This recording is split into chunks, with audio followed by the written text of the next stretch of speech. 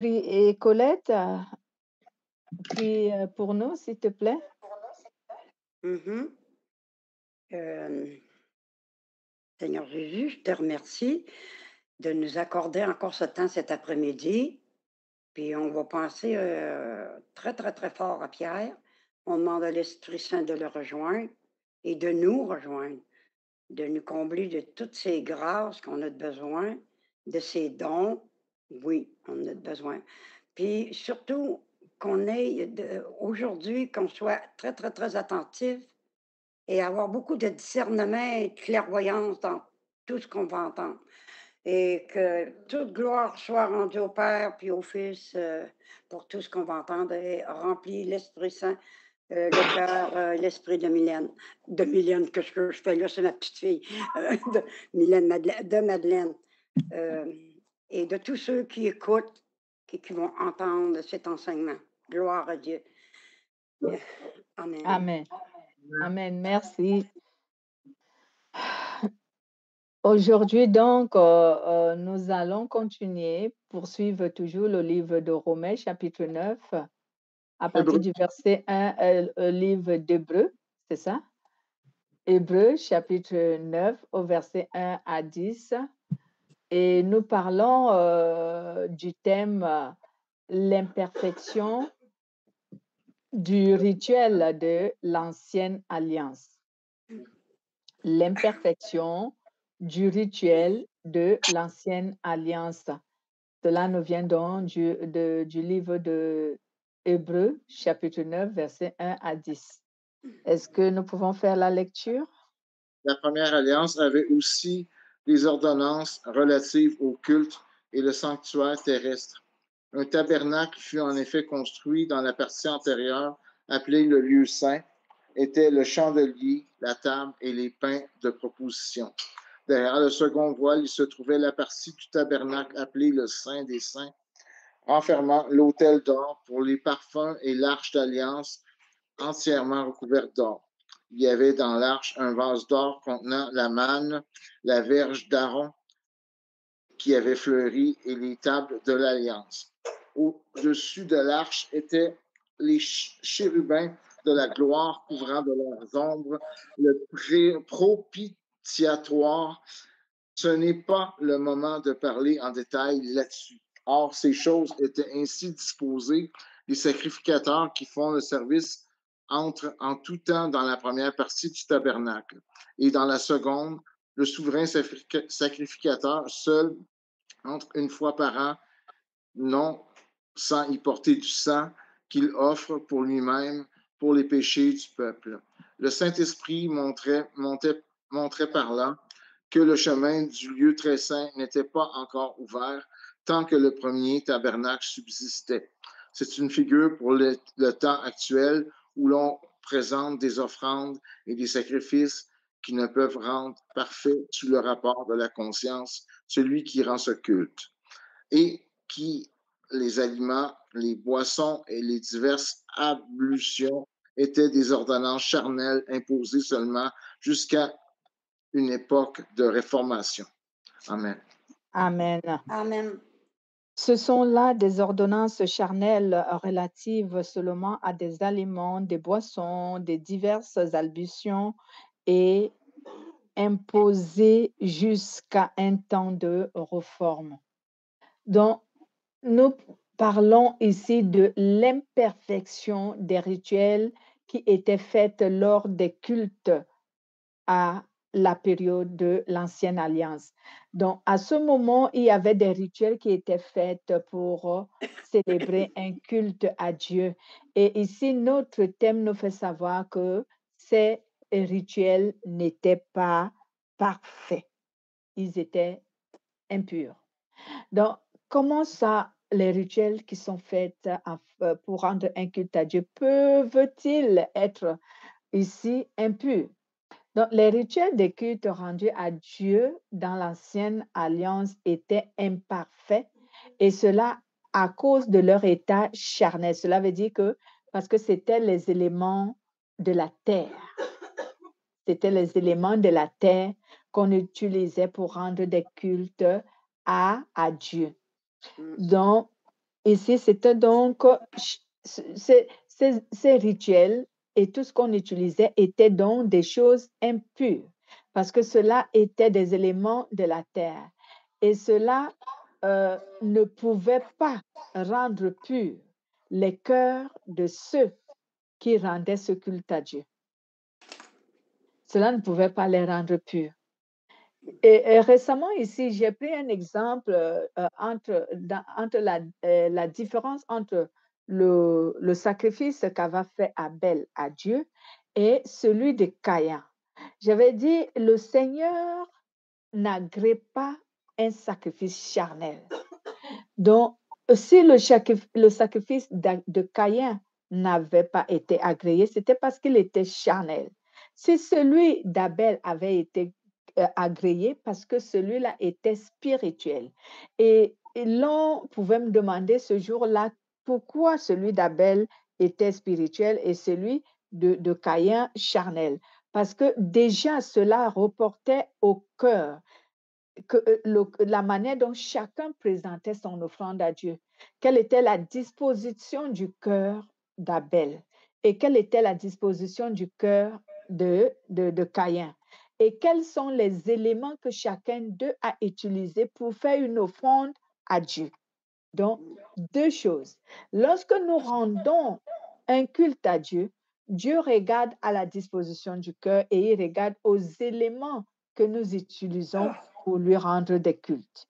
Donc, je reviens sur l'exemple d'Abel et de Caïn.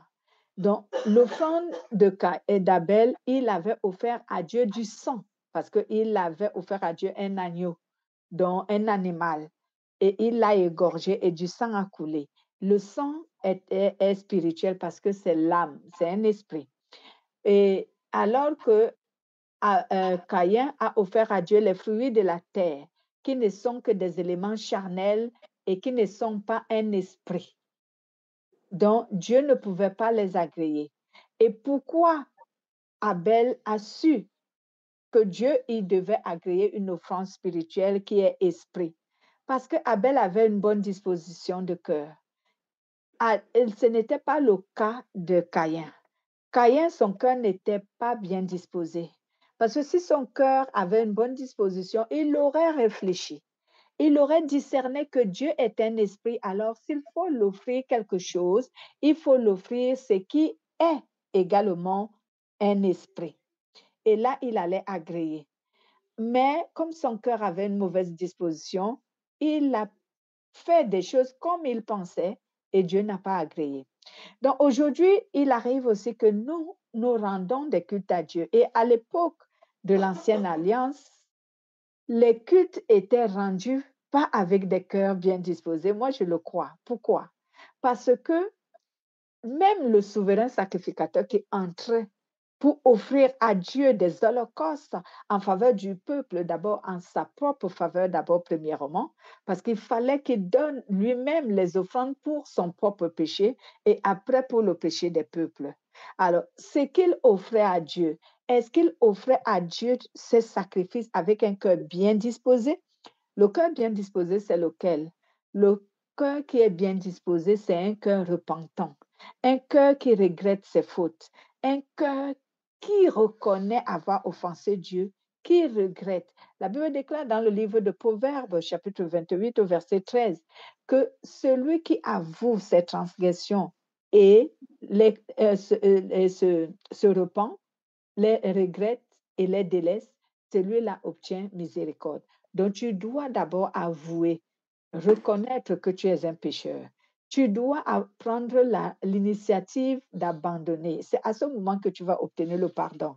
Mais si tout simplement tu viens et tu commences à bavarder trop là devant Dieu, à lui faire tout un discours, ton cœur ne regrette rien, alors tu n'obtiendras pas le pardon. Et lorsque les souverains sacrificateurs faisaient des offrandes pour le pardon, l'expiation des péchés des peuples et pour l'expiation de leurs propres péchés. Regrettaient-ils le mal qu'ils faisaient? Regrettaient-ils d'offenser Dieu? Non, ils ne regrettaient pas. Ils amenaient juste les sacrifices, ils les donnaient et ils demandaient pardon de cette manière, mais leur cœur ne regrettait absolument rien.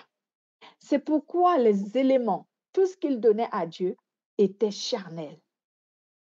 Ce n'était pas spirituel.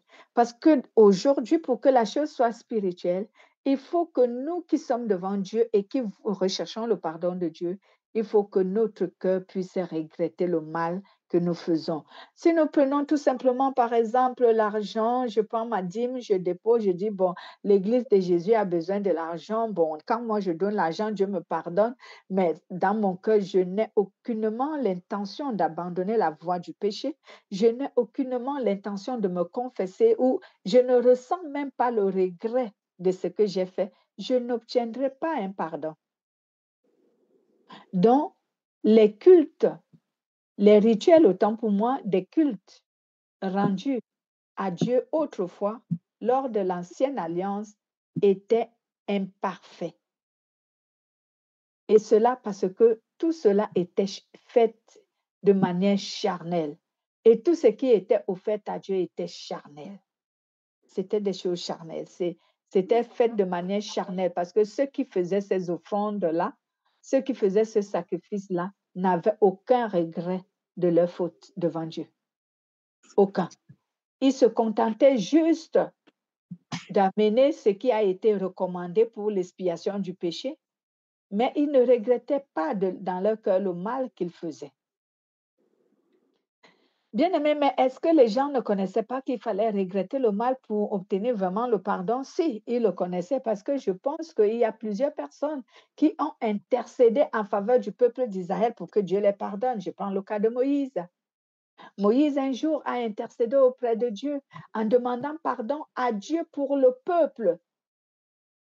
Donc, il a regretté devant Dieu le péché du peuple en implorant Dieu de les pardonner.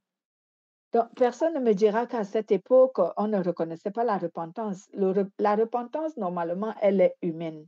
Donc, cela veut dire, si je dis qu'elle est humaine, d'une part, parce que l'être humain sait reconnaître que j'ai fait du mal et que je dois apaiser le cœur de celui dont j'ai offensé en lui demandant pardon. Ça se demandait même autrefois. Pourquoi ceux de l'ancienne alliance ne pouvaient-ils pas comprendre que c'est ce qu'il fallait faire, même en allant donner un sacrifice pour l'expiation du péché? Donc, tout cela rendait ces cultes-là impurs. Donc, les cultes qui étaient rendus à Dieu, les rituels qui étaient faits lors de ces cultes-là, dans l'ancienne alliance, tout cela était impur. Dieu ne pouvait pas agréer cela. C'est la première chose qui fait en sorte que les rituels et les cultes qui étaient rendus à Dieu autrefois, lors de l'ancienne alliance, étaient imparfaits. Cela n'agréait pas Dieu. Cela n'agréait pas le cœur de Dieu. Bon, c'était juste des rituels qui annonçaient comment. Cela était aussi, si je peux dire cela, c'était des rituels et des cultes qui annonçaient comment est-ce que les croyants à venir, animés par le Saint-Esprit et avec des cœurs purs, adoreraient Dieu en esprit et en vérité. Donc, cela annonçait notre époque aujourd'hui. Comment cela se ferait? Comment nous, aujourd'hui, on adorerait le Père? C'est ce que ces alliances-là nous annonçaient. Donc, la première chose qui fait en sorte que les cultes rendus autrefois soient imparfaits, c'était parce que, pour la première raison, c'était parce que tout ce qui était offert à Dieu était charnel. C'était juste des éléments qu'on pouvait manger. Et parce que ceux qui les offraient aussi, leur cœur n'était pas repentant. Ils ne regrettaient rien. La deuxième raison pour laquelle les cultes rendus à Dieu autrefois étaient imparfaits, impurs, c'était parce que la présence du Saint-Esprit n'y était pas. Amen. Amen. La présence du Saint-Esprit n'y était pas.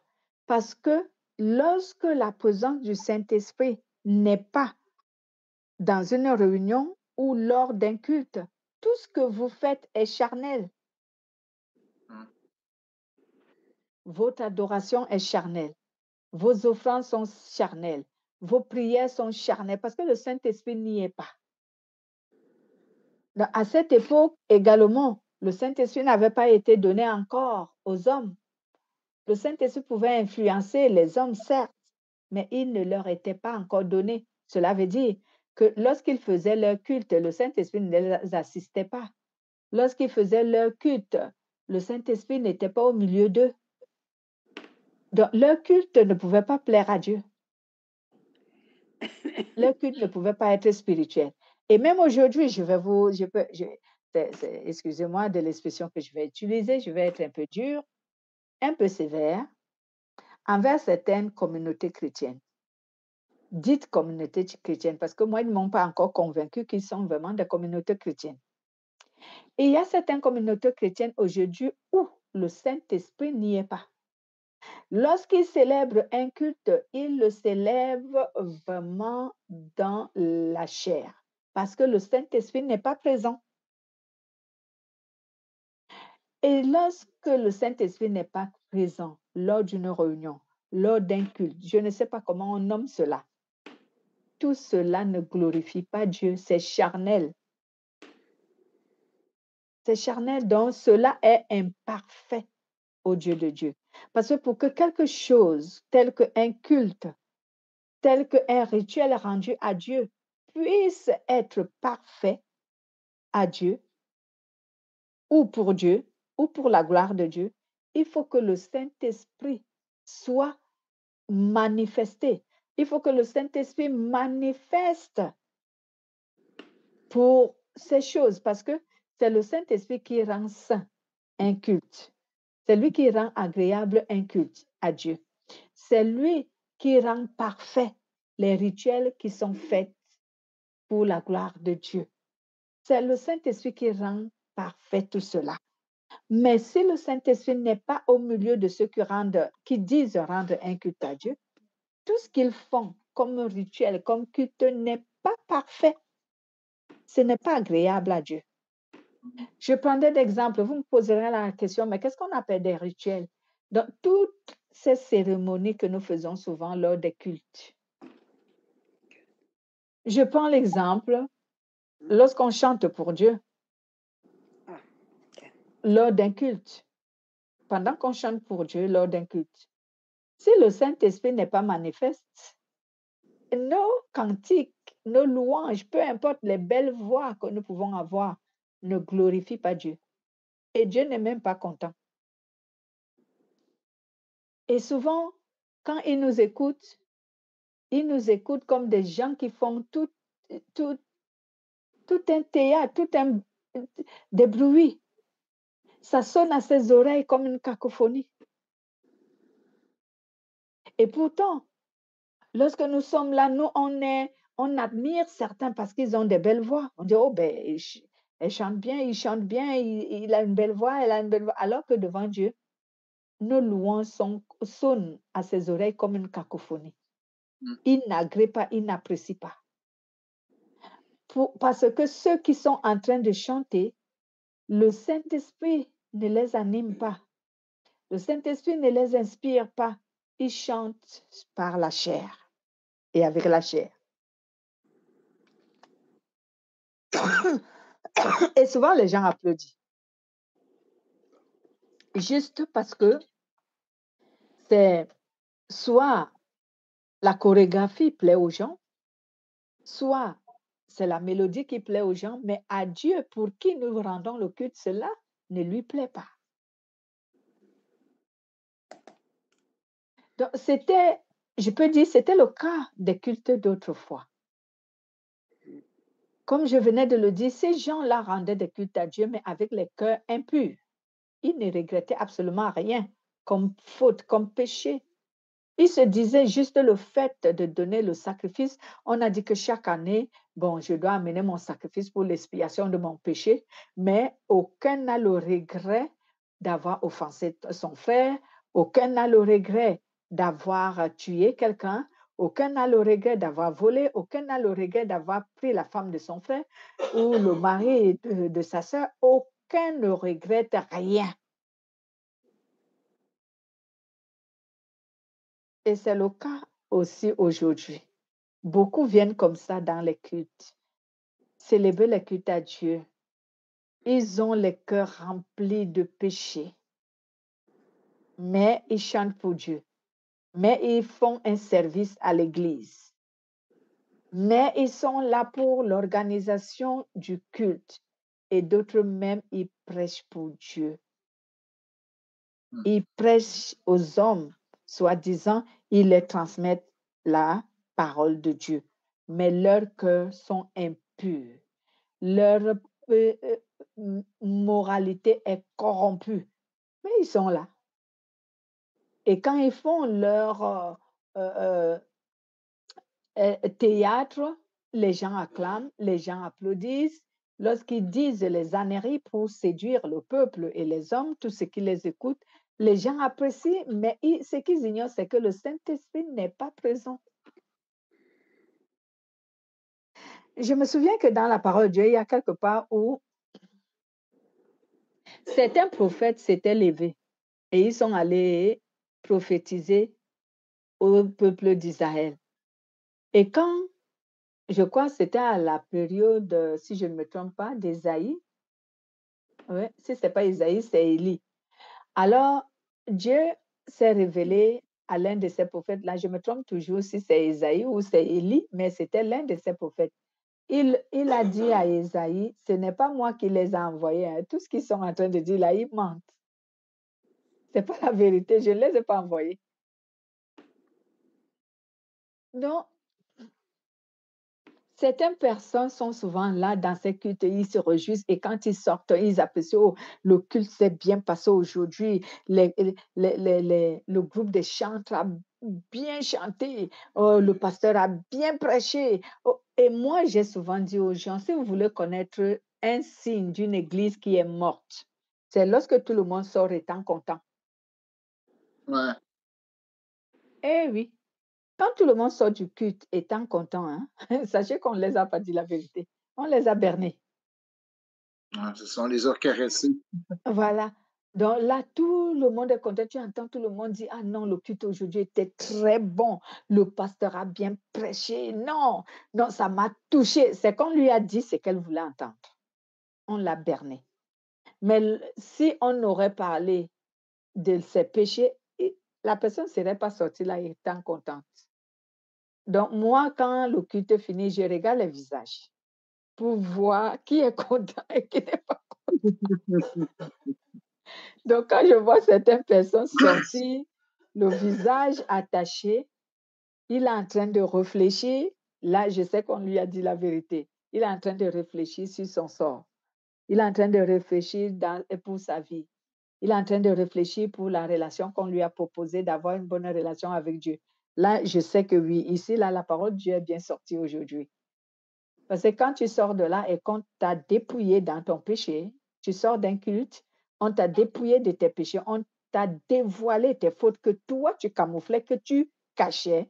Alors, quand tu sors de là, ton sourire n'est pas très rayonnant. Non, non, non, tu ne souris pas de joie, tu souris juste pour faire semblant. Mais ton cœur est en train de bouillonner avec la parole que tu as reçue. Je me souviens que, pour un tout petit témoignage, je me souviens que certaines personnes, lorsqu'ils venaient à notre communauté pendant nos cultes, communier avec nous, certains sont encore avec nous aujourd'hui, d'autres n'y sont plus. Je me souviens que 2 ou 3 personnes ont dit un jour à ceux qui les ont fait venir, qui les ont invités à l'église pour la première fois que: «Oh, est-ce que tu es allé dire à ton pasteur tu es allé lui raconter ma vie?» Et celui qui l'a invité dit: «Qui?» «Non, moi je ne lui ai rien dit». «Ah, pourquoi?»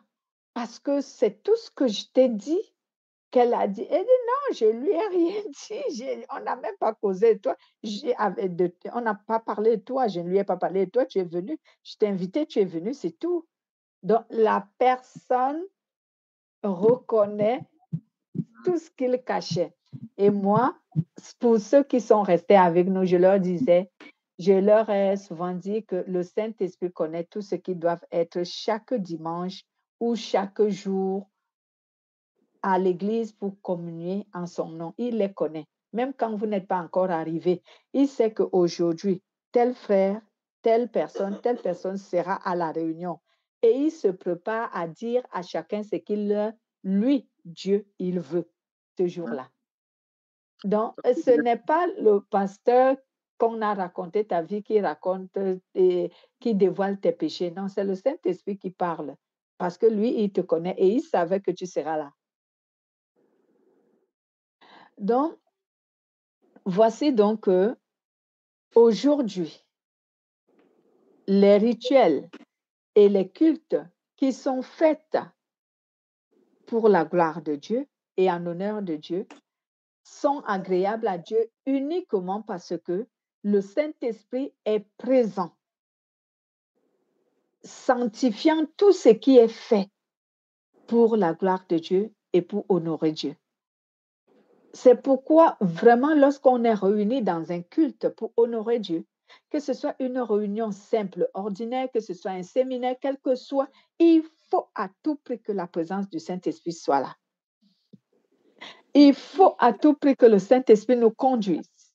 Il faut à tous les coups que le Saint-Esprit nous inspire pour que tout ce que nous allons faire soit approuvé par le Saint-Esprit et sanctifié par le Saint-Esprit. Si nous ne faisons pas cela, si nous ne mettons pas le Saint-Esprit à la première page de ce que nous faisons, du culte que nous rendons à Dieu, ce qui va se passer, c'est que notre culte sera charnel, comme les cultes de l'Ancienne Alliance. Nous allons donc lire d'abord le livre de 1 Timothée chapitre 2, verset 8. Allons-y, lisons 1 Timothée. 1 Timothée, pardon. Allez-y, le livre de 1 Timothée. C'est quoi? 1 Timothée quoi? Chapitre 2, verset 8. Que nous dit la parole de Dieu? Donc que les hommes prient en tout lieu en élevant des mains pures, sans colère ni mauvaise pensée. Voilà. Je veux donc que les hommes prient en tout lieu en élevant des mains pures, sans colère ni contestation. La version Parole courante nous dit, je veux donc que les hommes prient partout en élevant les mains vers le ciel. Ils doivent le faire avec un cœur pur, en abandonnant toute colère et toute dispute.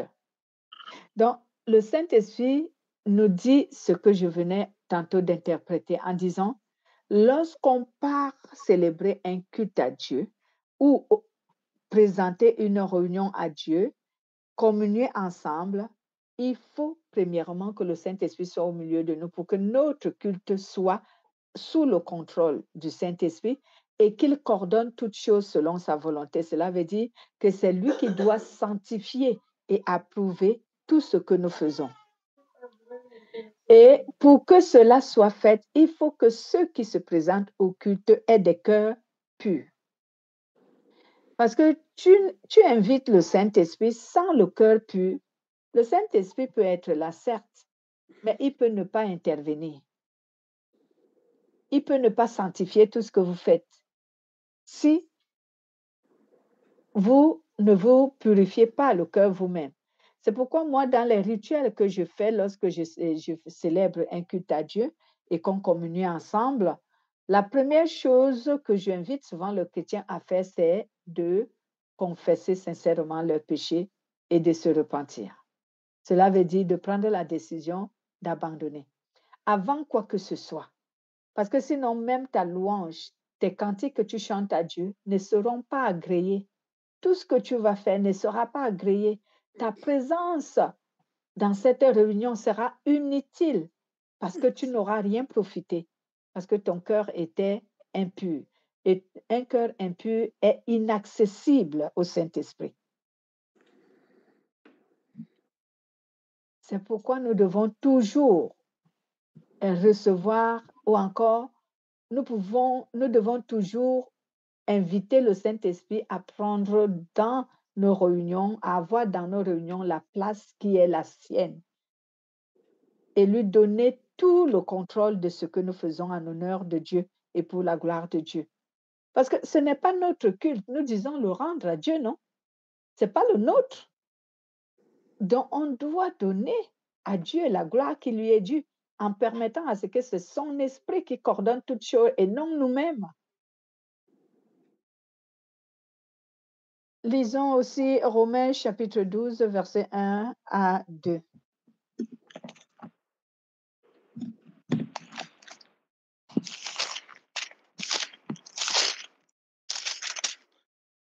Romains chapitre 12, versets 1 à 2. C'est Je vous exhorte donc, frères, par les compassions de Dieu, à offrir vos corps comme un sacrifice vivant, saint, agréable à Dieu, ce qui sera de votre part un culte raisonnable.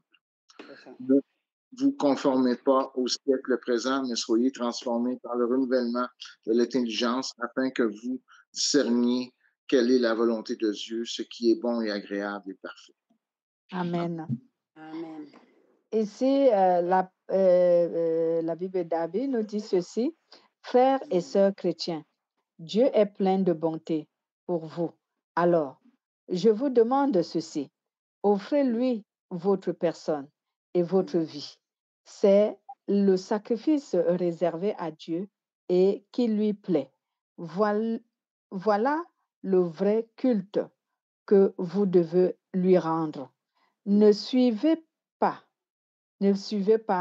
les coutumes du monde où nous vivons, mais laissez Dieu vous transformer en vous donnant une intelligence nouvelle. Ainsi, vous pouvez savoir ce qu'il veut, ce qui est bon, ce qui lui plaît, ce qui est parfait. Non, ici, lorsque je revois le premier verset, la Bible nous a interpellés ici en nous faisant comprendre, autant pour moi, que le véritable culte qu'un être humain rendrait à Dieu, c'est sa sainteté pour Dieu. Donc, c'est la sainteté d'un être humain qui est le culte le plus parfait qu'on rende à Dieu.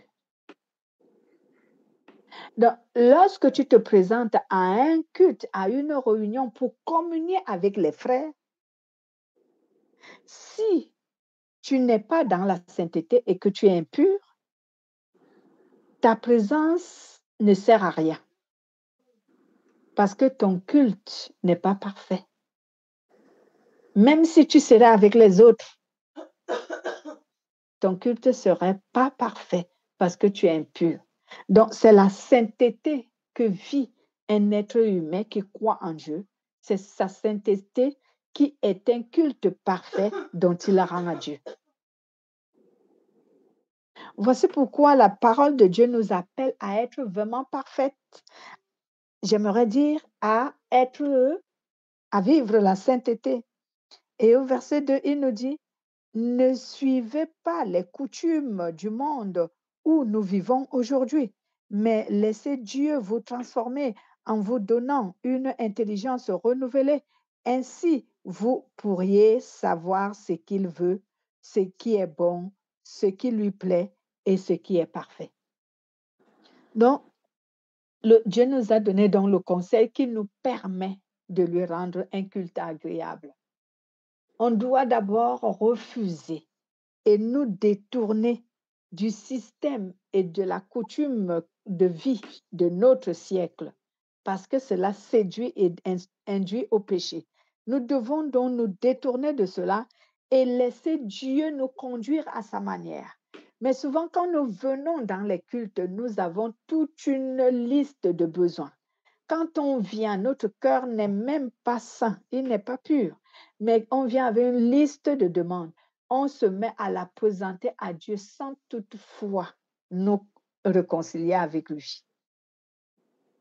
Et cela fait en sorte que dès le début de notre présence dans la maison de Dieu, nous sommes déjà même égarés à cause de la mauvaise disposition de notre cœur. Donc, une mauvaise disposition de cœur fait en sorte que le culte rendu à Dieu par cette personne ou par ces personnes ne soit pas agréé. Ce serait un culte charnel. Et lorsque le Saint-Esprit n'est pas au milieu de ceux qui rendent un culte à Dieu, leur réunion ou leur culte est charnel. Cherchons donc, si je peux donner ce conseil, cherchons la présence du Saint-Esprit dans nos réunions. Et lorsque nous venons à la réunion, il est conseillé souvent de s'apprêter en demandant pardon à Dieu avant même d'accéder à la réunion, de se réconcilier avec Dieu pour que notre disposition de cœur plaise à Dieu et que notre relation avec Dieu soit correcte pour que notre culte puisse plaire à Dieu. Je vais vous donner un secret. Les prières des saints sont servies devant Dieu comme un parfum de bonne odeur dans le royaume de Dieu. Alors, si nous rendons à Dieu des cultes qui lui sont agréables, nos cultes sont comme des parfums de bonne odeur qui plaisent à Dieu et dont Dieu a souvent envie d'écouter et de réécouter. Voilà la fin de notre message aujourd'hui. Amen. Nous pouvons prier pour clôturer et après vous arrêter, on va prier en solo pour notre frère Pierre. Dieu de grâce et de miséricorde, je te rends toute la gloire, Seigneur. Tu nous apprends comment, ô Père, te rendre un culte qui t'est agréable. Et ce culte, en un mot, est la sainteté que vit un croyant en Jésus-Christ. Oui, Seigneur, aujourd'hui encore, je prie que tous ceux qui écouteront ce message puissent être interpellés et qu'ils puissent, ô Seigneur Jésus, avec la grâce que tu les accordes, ô Seigneur, de rechercher la sainteté pour célébrer dans leur vie personnelle des cultes agréables à Dieu. Et pour ceux qui le font déjà, Seigneur, qu'ils soient fortifiés dans leur foi et dans la sainteté pour rendre des cultes agréables à Dieu tous les jours. Je te loue et je te rends toute la gloire dans le nom de Jésus. Amen.